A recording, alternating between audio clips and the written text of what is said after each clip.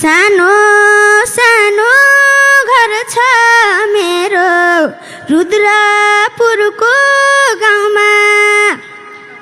गोरे बाबु भन्दै मलाई बोलाउँछन् त्यो ठाउँमा।